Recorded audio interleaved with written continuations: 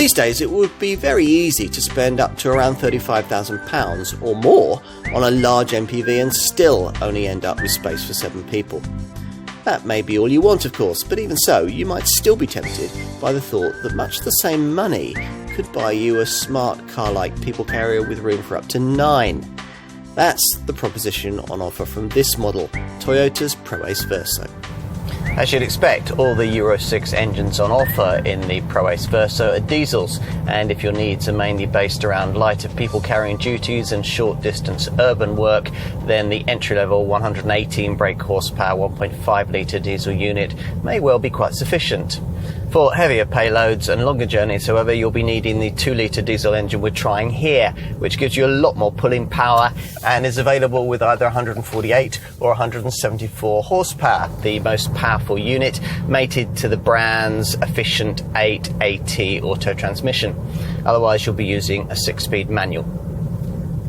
What will you notice once you're properly on the move? Well, yes, it's based on a van, but the current generation of medium-range vans actually handle pretty well, so this MPV might well surprise you with the way it responds through the bends. Plus, this model feels quite manoeuvrable.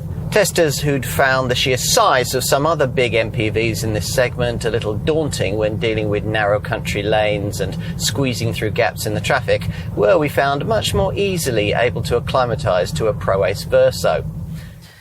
This model's frontal design firmly identifies it as a modern Toyota, with an upper grille that extends smoothly into the angled headlamp units and a large trapezoidal lower grille surrounded by silver trimming, an aperture that aims to emphasise the car's width and solidity.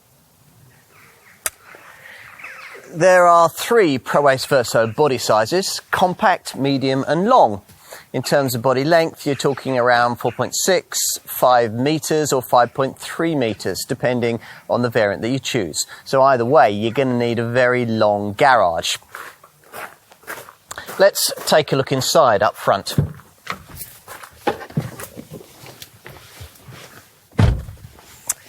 The dashboard design features clear analogue dials and ergonomic switchgear, and there's excellent all-round visibility from the elevated SUV-like driving position. The rather small 7-inch Pro Touch centre dash infotainment screen is borrowed from PSA, though Toyota has been allowed to put its own blue background on the various screen options. The Combi and Shuttle models have a 2-person front passenger seat to achieve their 9-seat capacity. Otherwise, you get the 2 separate chairs that we have here, each complete with an armrest. Let's take a look in the rear.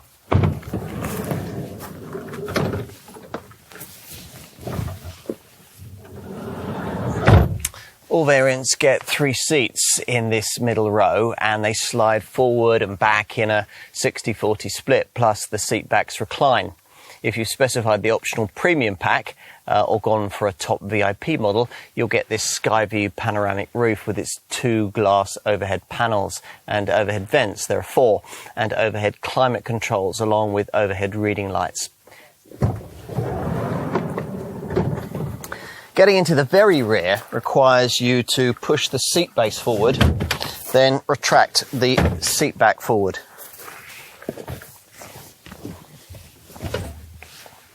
How many seats you get in the third row will depend on the spec you've chosen. Normally, as in this mid-range family model, there'll be 3 seats back here, but in the top VIP variant, there are just 2. Once in the third row, there's far more space than you get in a conventional large Galaxy or Chiron-style 7-seat MPV. The van-based approach really pays dividends here in terms of both leg and headroom.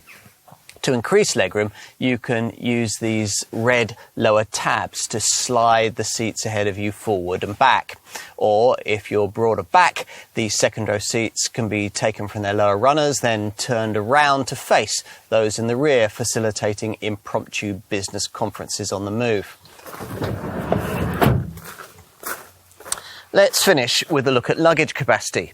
Now, if you'd forgotten that this was a van-based MPV, you're reminded of the fact when you come to raise this vast tailgate. Even with all the 3 seating rows upright like this, there's quite a lot of luggage space back here in this medium-length model between 603 and 798 litres, depending on the positioning of the third-row chairs.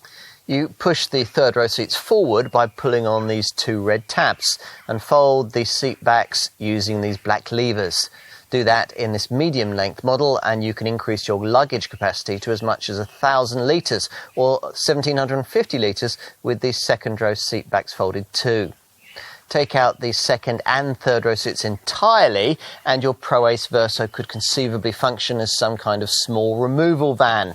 In the lengthiest long spec model, as much as 4,900 litres of space could be freed up if you only retained the front 2 chairs. On to the WLTP efficiency figures. The base 118 brake horsepower 1.5 litre diesel engine returns up to 44.1 miles to the gallon on the combined cycle and up to 169 grams per kilometre of CO2. Go for the 2 litre 148 brake horsepower diesel unit and the figures don't fall too far. Expect up to 39.8 miles to the gallon and 185 grams per kilometre. At the top of the range, the 174 horsepower diesel variant with its 8-speed auto transmission manages up to 38.7 miles to the gallon and up to 190 grams per kilometre of CO2. This Proace Verso might not have all the fancy electronic extras of its Peugeot Traveller and Citroën Space Tourer design stablemates, but it's likely that many family and business buyers won't care very much about that. We think they'll value this Toyota's affordable pricing and straightforward approach that includes slightly more economic operating costs and a lengthy 5-year, 100,000-mile warranty.